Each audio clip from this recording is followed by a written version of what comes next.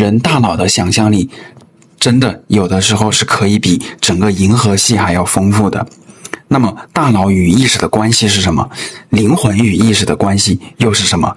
意識真的是可以脫離身體而獨立存在嗎？意識本身究竟又是什麼？所以這一期呢，我們將繼續的邀請 Leo 和 Kevin 來分享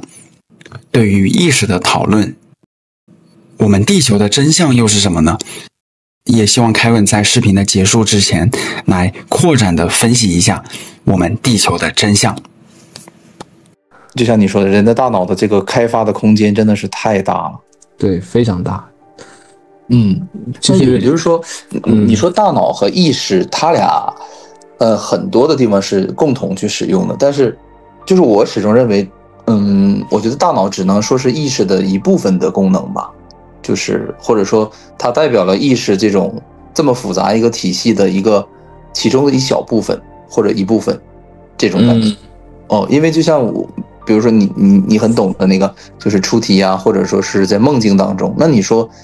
在夢境當中，其實我們也有很複雜的這種感知啊、思考啊，對吧？輸入輸出啊，我們其實這些東西都没有停止。那你說這個時候我們的大腦其實它並不是一個很，對吧，高速運轉的狀態吧？怎麼說呢？就是大腦和意識這個東西，目前啊，就科學界或者說是玄學界啊，它都沒有一個特別清晰的一個界定，就是到底是不是大腦才產生的這些意識，或者說我們的意識跟大腦的這些生理層面的這些連接到底有多深，這其實還是一個模糊不清的領域，就是也算是一個比较前沿的腦科學領域吧。就是怎麼說，就是我們沒有辦法去下這種定論，去說這個意识它就完全是從腦子裡邊產生的，或者說不是從腦子裡面產生的。对，或者說这個意識完全是靈魂有的，而不是腦子有的。对，因為這兩沒有辦法去證實目前。對，其實這兩種觀點，你去推敲，它其實都是可以值得推敲的。就是你脫離掉這個大腦去，只是從靈魂角度去思考，你會發現也是蠻有道理的。就是它都是很合乎邏輯的，只是說因為我們沒有一個人他能設計一個好的實驗，或者說由於我們自身的這種限制，我們被困在一個較低的維度啊，或者說是因為我们作為一個有機生命，它就是有一些這種生理限制，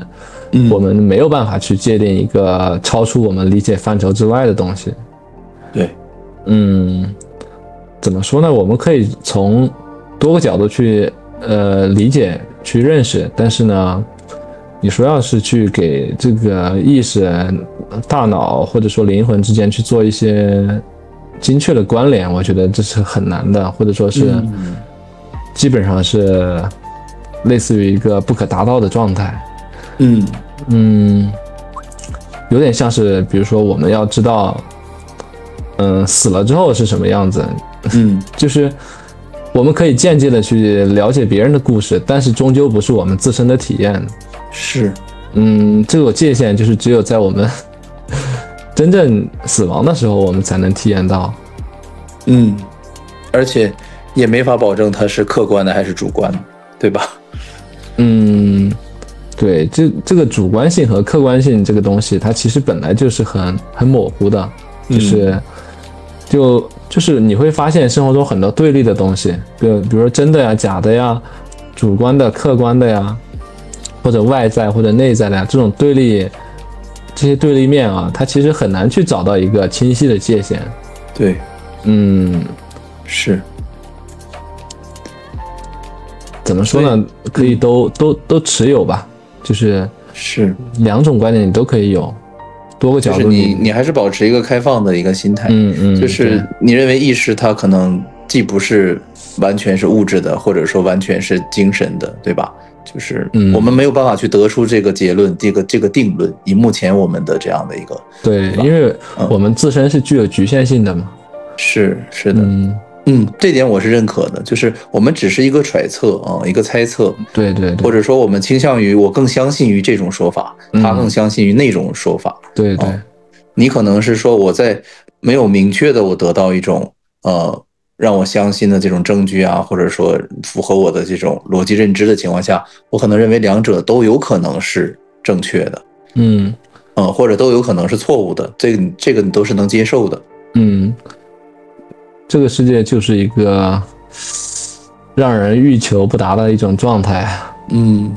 就是你很多時候我們真的很想去直接知道答案是什麼，或者知道它究竟是什麼樣，但它就是達不到，是总有可以反駁的東西。反正我的主觀體驗，我覺得是，就比如說我們在做夢當中，我們的心理活動啊，我們的那種內心的恐懼啊、喜悅啊，然後我們的感知啊，這種視覺、聽覺，包括觸覺一些、嗅覺這些東西，因為我記憶這個夢境還是記得比較牢靠的，我覺得，就我總是能記住我昨天晚上做的夢，而且記得細節很多，然後。我覺得意識這個東西，它其實是可以脫離物質而獨立存在的。因為我在做夢的時候，我並沒有說去過多的動用我的大腦去怎麼樣去想象啊，或者怎麼樣去處理啊。我覺得其實它就是一種，像在自行運作的那樣的一種能力。然後我的本體可能更多的就是一個觀察者，一個覺知體。然後我在看着這一切。包括心理活動，其實也只是我在觀察到而已，可能並不是我真正去那樣去想，就它就像一個電影一樣嘛，在那兒放映着。然後我覺得，如果說這一切是我大腦在那個時刻創造出來的神經元的什麼電信號的結果，這個是說服不了我，因為我覺得這個東西不合理，因為第一個太消耗能量了，對吧？那麼複雜的一個夢境，幾個小時的夢境，沒有必要。第二點就是我覺得大腦不具備這麼超強的這種能力吧，就是去創造一個那麼真實的夢境，包括一系列的類似於現實的這種感知。我覺得這麼小的一個大腦，然後就是裡面就是一些，對吧，蛋白質啊什麼的，我覺得它的能力是做不到去創造這樣一個虛擬現實的。所以說綜上兩點，我認為就是意識是可以脫離物質去單獨存在的，但是為什麼有的時候我們會覺得物質和意識這個包括精神它們是有交集的？我覺得只是意識和我們的身體或者說大腦神經系統的一個合作，或者說一個握手而已。就像說 U 盤插到了主機箱上，你能讀取到它的數據，但你不能說這個數據全部來自於這個主機箱。我覺得存在這樣一個關係吧。對，就是你還是偏向於就是大腦的功能其實是非常局限的。其實我們的意識它能力很強，它应該不是局限在這個小小的大腦裡邊的。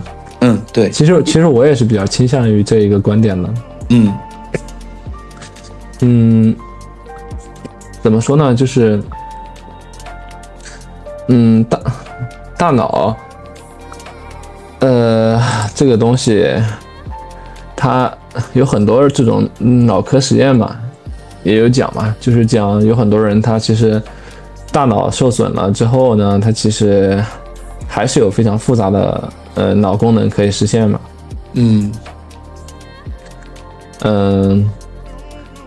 之前我們也有聊到，就是大腦可能有點就像是我們的手機一樣，它就是一個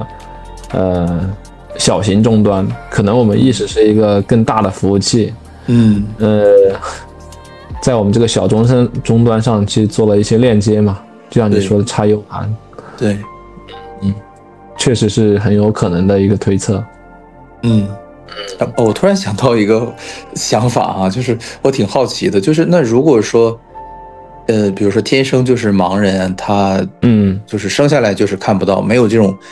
對於圖像的記憶的人，那他在夢境當中他能看到圖像嗎？或者說你懂我的意思吧？我懂你的意思。他會有圖像的概念嗎？圖形的概念嗎？就是你看過類似的這種資料嗎？我之前有看過一個紀錄片，就是講他們通過一些技術讓很多盲人就是重新獲得這種視覺嘛。有很多盲人是天生就是盲人，當然也有很多是小時候因為一場意外，對，失去了這種能力。怎麼說呢？就是這個，因為看的時間比較久了，但這個，我的記憶啊，給我的感覺就是，這個紀錄片裡面講的是，這些盲人他們在獲得這個，重獲光明之後，他們，看到了這個世界，就是他們感知到的和他們以前就是没有，就是視覺能力的時候感知到的是完全不同的兩個東西。就是跟他想象的還是差別非常非常大。对，但是他們會想象，对，是有一定的就是視覺性、圖像性的這種想象能力的，是這樣嗎？對，他們會想象看到的是什麼樣子。明白。那這個挺有意思的哈，就是那這可能也間接的說明，就是意識它不是，對吧，完全依托於大腦功能的這樣一種附屬品，它可能我覺得更像是大腦的主人一樣，就是大腦只是體現了它的一個層面、一個功能而已。因為你想想，如果盲人他這个，假如說他的大腦這個地方視覺這個這方面處理的這種區域是沒有的，是損壞的，那正常來講他應該沒有想象的這種，對吧？圖形啊或者相關的這種的能力。就是因為我在想，比如說就像神話片演的那樣，一個人他靈魂出竅了，對吧？就是整個出來了，那你說，那他那個時候的所思所想、所聽所覺，他還能依賴於那個已經沉睡的那種，對吧？一個身體嗎？那睡眠當中是打着呼嚕的，對吧？那死亡的話，那就是整個所有的電信號都沒有的。那一刻，那包括很多瀕死體驗的人都說，對吧？他的那些靈魂出體的感受，那他的那些意識，他那些記憶，它來源於什麼呢？它不可能來源於他那個已經沉睡、已經死機的大腦吧？怎麼說呢？就是這種瀕死體驗啊，有很多人他是因為醫學上對死亡的這個界定，還不是特別的清晰，就是沒能找到什麼是就是真正的死了還是沒有死透。就是目前就是普遍來講是講這個腦死亡吧，就是他腦死亡是，或者說他心跳停跳，然後加上腦死亡，合併看出他已經判定他死亡了。對，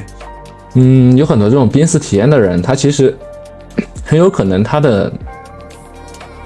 腦子並沒有完全的死亡，或者說他的身體很多功能並沒有完全的消失，就是也是一個就是你很難去界定的東西。還殘留一些電信號，就是我們可以留一點空間嘛，去給他一個物質的解釋嘛，對吧？對，我明白你的意思，但是那個就我說的那個夢境的那個追兇那個肯定是不能用物質解釋的，因為那個人已經徹底死透了嘛。然後對，他還能托夢嘛？然後托夢還能跟他的親人講話，然後還描述那死在哪，屍體在哪，怎麼去找，怎麼去走那個路。那你想想，那這一系列的操作，那他肯定是脫離肉身、脫離大腦的吧？對，就這個事件，如果它是真的，對，真實發生的，然後有多方證據的，我覺得他基本上就是100%斷定人是有靈魂的，而且這個靈魂是可以脫離肉身而存在的。對，就是他畢竟那個人他已經死了，而且可能已經死了很長時間了。對，可能都已經腐爛了都。對，是，所以我覺得就這一個證據就足以證明好多的那些資料啊、靈界的訊息啊等等等啊，那些上師告訴我們的事情吧，就一下子就說得通了嘛。那可能中間的阻塞就非常非常小，就是在於我們願不願意相信這個東西，非物質界存在的這樣一個事實吧，就是對，因為我覺得證實的話肯定是很難，但是我覺得還是能證實的，就是只不過有的時候這個東西不是親身經歷，我們願意相信或者不相信的問題吧。对，我覺得這種東西挺常見的，就是不管是中國還是國外，就是類似這種靈魂產生的這些意象，然後被這些公職人員或者說司法案件碰到或者接觸到，然後再拍成紀錄片，這種事兒太多了。對，雖然我們沒有親身經歷如果我們去考證的話，其實也很難了，就是對，因為事情已經過得很久遠了。对，但是呢，就是其實有很多人替我們去做這種考證了，就是他會去做紀錄片，去做採訪，留下了很多信息，我們可以去看嘛。是，怎麼說呢？如果他是假的，就是說這些人都合在一起騙我們，然後他們只是為了節目效果，去拉攏了這些官員，拉攏了這些節目制作人，這些公職人員。我覺得這個他也需要一個，對，他的概率太低了，他需要一個動機，我很難去給他們找到這樣一個動機。是，確實是這樣。對，就比如說你是警察，你本來工作幹得好好的，你為什麼要去為一個靈異事件去作證呢？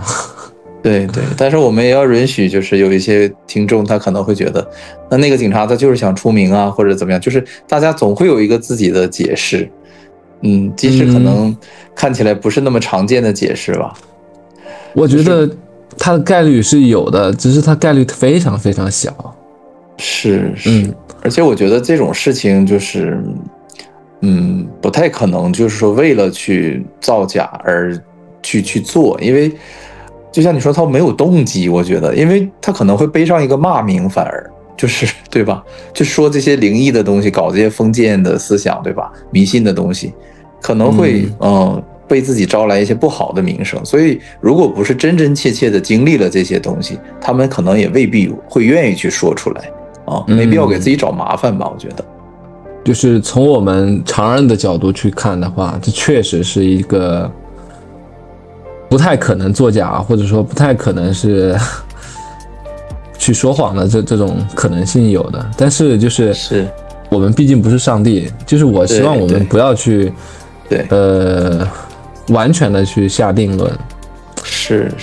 因為我感覺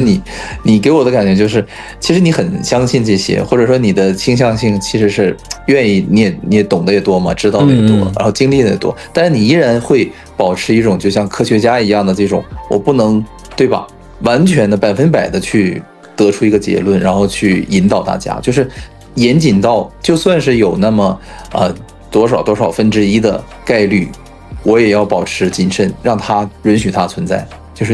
你是這樣的感覺。其實你自己可能明明很喜歡吃甜的，但是你依然會建議大家那你就對吧，不愛吃也不要去吃，就是你不會把你自己的思想去強加於給別人。因為我覺得就是就舉個例子，比如說很多就是科學發現啊，其實在這些科學發現被大家認可之前，它其實很多時候就是被絕大部分的人，或者甚至是被絕大部分的科學家所排斥、所鄙夷的。是的，就是即使那麼聰明的一個集體，那麼聰明的一個群體裡邊，他們對一些科學家的一些新的想法或者發現，他們都會非常的排斥，或者甚至會出現那種互相對罵，或者說在報紙或者新聞媒體上進行這個魔法互轟，互相懟髒話。對，確實。這其實最後經過時間的驗證，會發現，事實就是如此啊。就是那個被大家所鄙夷、所排斥的那個人，他確實說了真話呀。對，就是很多時候真相就是這樣的，對，就是我們不要去下一個定論，但是我們可以有一個傾向性。這個傾向性，因為每個人經歷不同嘛，他的人生體驗，或者說他親身經驗，對，或者說他接受的教育都太不一樣了。我們可能每個人都無法就是真正的去了解這個事物。對，但是我希望就是大家能夠保持一個開放的這種心態，不要去徹底的否定某一種可能性。你可以持有你的這種觀點，我覺得持有觀點是很好的，因為人只有持有觀點的時候，你才能在這個觀點上去前進嘛。对对，但是我也不希望就是你把就是所有的这種其他可能性都给阻塞掉，因为我觉得阻塞掉之後，它其實是不利於你的。就算你是探索你這個靈魂觀點，如果你不從這個唯物的角度去考慮的話，你會發現你這個就是靈魂觀點，它其實進展是很緩慢的，類似於你去看一個大象嘛，去摸一個大象一樣。就是如果你能夠去搜集到更多人的結論和他們的信息，其實對你自身的這個方向，你也可以得出一個更清晰的視角，或者說一個路徑嘛。對，這個就有點像我看那個《刺客信條》那個電影一樣，他們最後的教義就是沒有什麼是真正的真相，沒有什麼是真正的真理，永遠保持開放，永遠保持這種就是好奇心就是永遠不會把自己的結論給它定死了對，永遠是這種保持一種向前追求的這種狀態。就是不被權威所壓倒吧，就類似於這種感覺。對，就是你可以有自己的這種信仰追求，我覺得挺好的。但是就是我希望就是能夠兼容這兩種狀態，就是很多人他其實是兼容不了這種兩種狀態的，因為是的甚至於就是可能明明都是同一個師兄弟，但是會相互的，因為可能宗派不同啊，法門不同，然後就打起來了。對，其實這種挺悲哀的，其實。对，這種對立其實非常的沒有意義。對，如果大家能夠互相學習，其實大家在各自的方向上都可以成長得更快，進步得更多。對，我在我看來，就是這個東西其實就是一個是角度可能普通人會覺得是角度，然後我會覺得是階段吧，可能很多人也不認可階段論，但是我覺得只能這樣去解釋了吧，因為沒有更好的解釋。就像說不同的階段的人生，我們有不同的喜好一樣，這個東西也沒有辦法去比較。對，每個人所在的階段也不一樣，就是又到時間了，又得重看一下。40分鐘你可以歇會兒。好，你休息一下。好，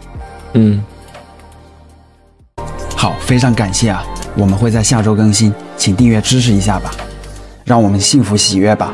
因為我們如今正在經歷的瘋狂，實際上是一種幻想，它逼着越來越多的人覺醒。可是呢，我們也要同情那些沒法覺醒的人，因為世間的種種現象造成了我們個體與靈魂的分離。我們會在螺旋上升的水晶上繼續我們意識的進化。我們正在獲得內心的勇氣，將自己交給了靈魂，邁向了完全未知的領域。我是誰？我來到這個世界上究竟要做什麼？進化的新階段已經開始，意識到無限的愛會讓我們開啟一場前所未有的靈魂旅程。